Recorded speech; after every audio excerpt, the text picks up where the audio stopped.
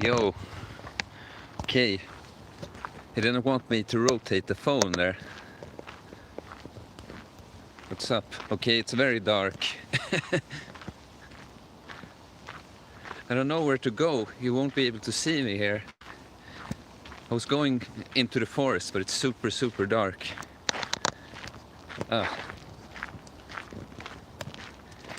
We'll see where I'm going. Just go for a little bit. See if they come. Drop in some people. 3 people. Wow. Yeah. Good evening. This selfie stick is no good. I'm gonna have to get a new one. I'm gonna, I always saw myself doing this in the summer when it's light. It's not that light anymore in Sweden. But we can hear me well still. I don't know where to go. I'm pretty sure the way I was thinking about doesn't have any lights. All right. This is just a test stream, really. I've never done this format before. Probably just gonna go on. Yeah, portable light. Seems like a good idea, right? Maybe I'll just find a light spot and kind of not walk as much, but kind of stand around. Hold on, it's gonna be lighter in just a second. Oh yes. So, I guess this is such a weird place to be. I'll go a little bit further and then I'll talk to you some more, like actually talk, not just about the stream. I've had some beef heart today.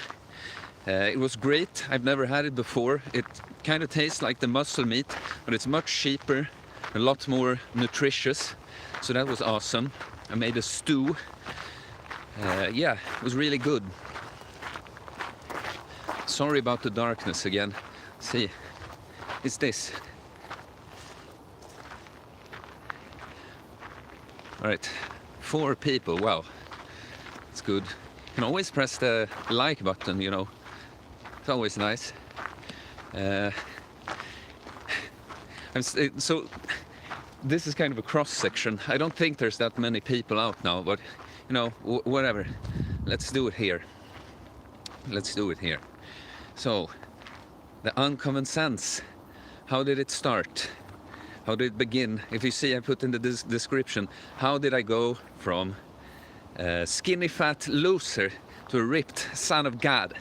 Well, there's so much, I can talk a lot. There's so many things I'd like to tell you. Yeah, I know it's too dark, Javier, but what am I supposed to do? I'm out here now, I'm live, what I'm supposed to do. So, okay, it started, I always started here. So a little bit of backstory. I was not doing too well, I was on and off depressed. I was very angry and upset with the world. I thought things were just wrong and unfair, yeah, everything was upside down with the feminism, the immigration, and you couldn't talk about it, couldn't talk about it because, yeah, you got shit. Everyone pointed to you as the bad guy, and yeah, you feel, guys like me, we felt treated unfairly, like we just wanted everything to be well, nice, but everyone was against us.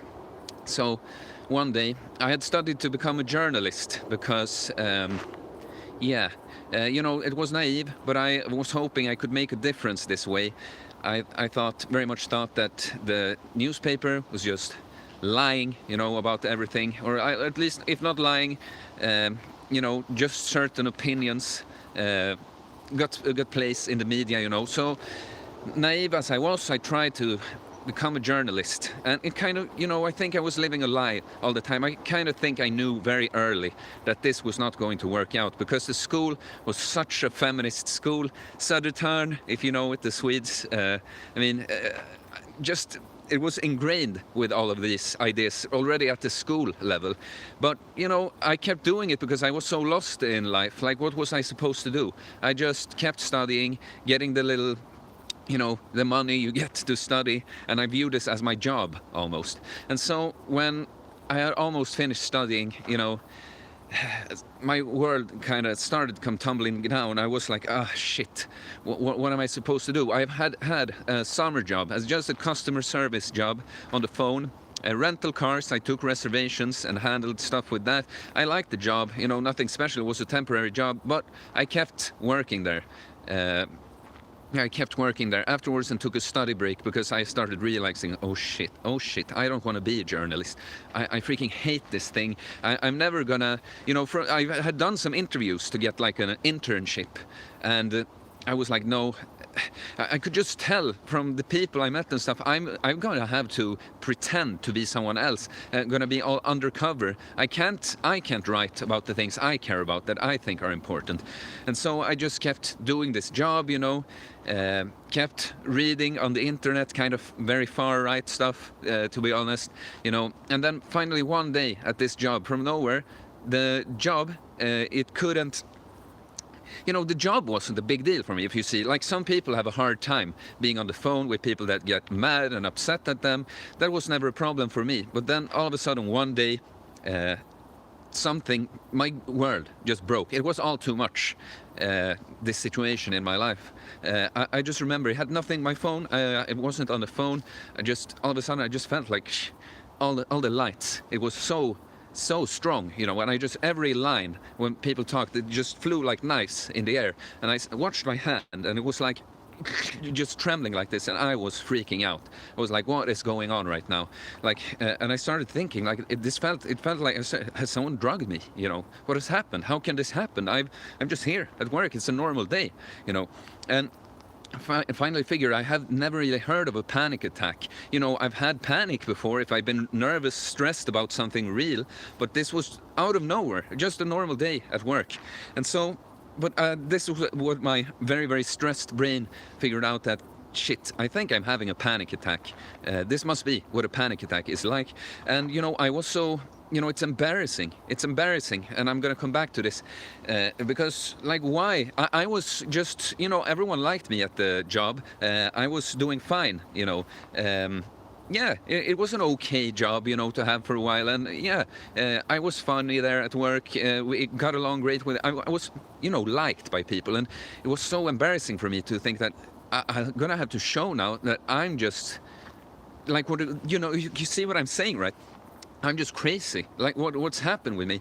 And it was so embarrassing. So I was just sitting there trying to hide, but I know, like, they can see that I'm not plugged into the system, taking calls and stuff. But so finally, I just snuck away to my, like, team leader and said, like, Anna, I think I'm having a panic attack. And she just, like, saw right away and told me to go home, which I gladly did, you know. I went outside. It was very cold outside. It was in the middle of winter. It was very nice because I was completely hot, you know, so hot. And yeah, so it felt kind of nice with a cool, but still, you know, it was horrible. I still felt like I was having a really, really bad trip on something. And the way I describe how it feels, it felt like I was wearing VR goggles. You know, everything I saw, it didn't feel real, you know. It felt like it was playing on a screen in front of me. And so I go and I see the bus, and I realize I can never take the bus. There's going to be too much people on there, and, you know, I have no history of claustrophobia at all. It was something just with a panic state. So I walked towards the subway, like 10-minute walk, I mean. I can't take the subway too, I realize. It's not better, especially going into the tunnels freaks me out now. So I keep walking, and I come to the city. The work was, like, just outside the city, like, yeah, like the center. And when I come in, you know, it's so insane. It's still this VR goggle feeling, you know, like nothing is real. Yeah, and I just walk and I come home like 2 hours later.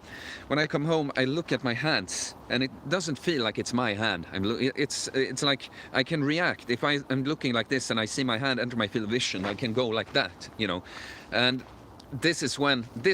so why I start this story here is, like, this is when everything changed for me.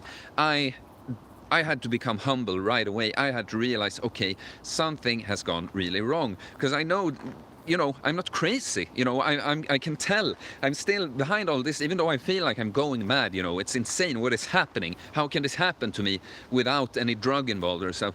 But I understand, that something has gone wrong. And so the next day, this lasted for hours. This first panic attacks, it was awful. It was awful. I started googling like feelings of unrealness to try to translate what I wrote in Swedish, like because that was what it felt like. It felt like stuff wasn't real, and it was so uncomfortable. It was so uncomfortable to be like. It's not that you're nauseous or something hurting. It's just like, like what's wrong with me, And so I Google it, and I find absolutely nothing comforting. When I Google about panic attacks, I find that, this thing that they tell you that, it might feel terrible, but it isn't really terrible. It doesn't help much when you have such a strong panic attack because, it didn't matter to me that it wasn't dangerous. It felt so dangerous that, I didn't really think about killing myself there and then, but I realized that if this is going to keep happening, how can I live like this? I can't live like this. It's too uncomfortable. It's too uncomfortable. I can't live like this. So, it feels dangerous in that way because the feeling in and of itself might make me kill myself eventually. But so what I do is I start trying to distract myself, like just make time pass. And I start watching Seinfeld, because that's a way I've done. So I've coped with, anxiety and stuff that way before. Just watching something that doesn't, can just block all your thoughts going on in here, and you don't have to think too much to process it. That starts getting a little bit better, and I feel so when it just feels a little better.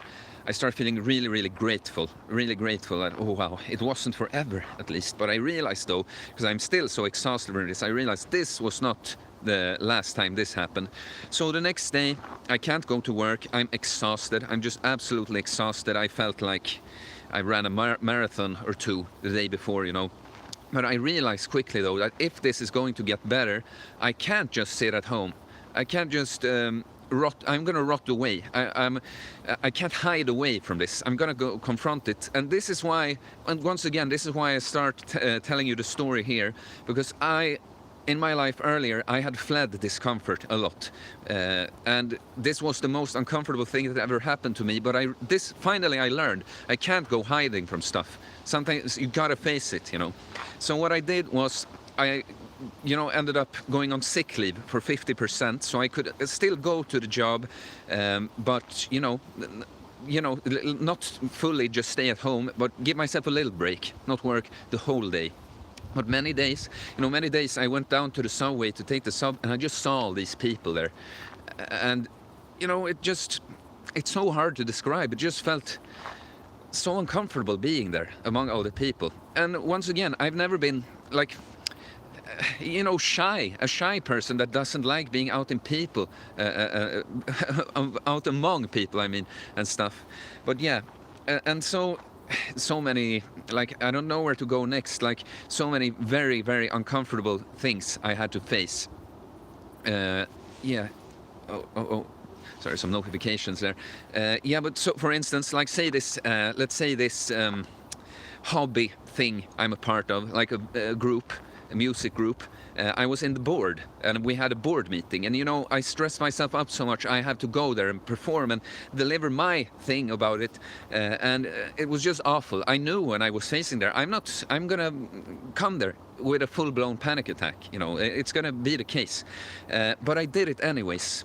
And I showed up, and at first I remember I was sitting at this meeting, and everyone is talking, and I'm kind of like, hello, been like that. And when finally it's my turn to say something, I just say it, like, okay guys, this has happened to me now. Like, I'm in some kind of panic state. It's something going on in my life. Like, I'm very much facing it right now just by being here. And it's so hard for other people to understand, because this is just taking place in here, right? It's not real. We all know this now. Like, thoughts aren't real. But to me, I was living this now, and so many situations like this, where I just faced it. I had to go early. Some days, I've managed to go the whole half day at work, but many days I had to go earlier because I just freaked out. Yes, but so the final straw, and I think things really started turning for me, and when I started realizing something was, I was in Moscow with this music group, and we had this concert, and I had not quite realized it yet. I was treating myself badly still. Like the ways I coped with it, it was very good. It was very good that I was facing this, that I wasn't just hiding at home, but the way I was coping with it in between was not good. I took every opportunity to party and drink, basically. And so on these kinds of trips with a big group, you kind of do that stuff a lot, right? And I didn't put two and two together that maybe not only was my problem, spiritual, like depression and stuff. Maybe if you drink a lot and you exhaust your reward system and you sleep like shit, maybe this doesn't really help with this. Oh shit, I don't have that much battery. But so we had a concert here in Moscow. And I was debating so much whether to do it or not, It was horrible, It's a big thing, important thing, a huge audience. And so finally, I decided, every fiber in my body wanted me to not do it, but I did it anyway. I went out on stage. Maybe it wasn't my best musical performance. Maybe I pretended to sing a lot or move a lot, just try to blend in. But I was there. I did do my part, and then when we went off, no one could know this except for me, but I was so grateful to myself that I was feeling like I was gonna face death, and I did it anyways. And this is when things started turning for me, and I started so since my battery is running low, it's unfortunate. I mean, it had quite kind of good battery when I went out. Apparently it takes a lot of battery to stream like this.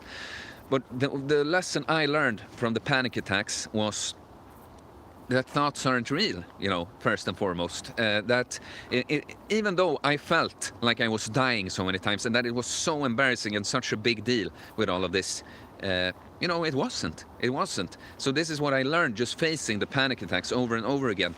And the other thing was that discomfort makes you grow. That life isn't supposed to be all cuddly and nice and just, feelings, dopamine. What's the word I'm looking at? Intoxication from actual like alcohol, but eating shit food,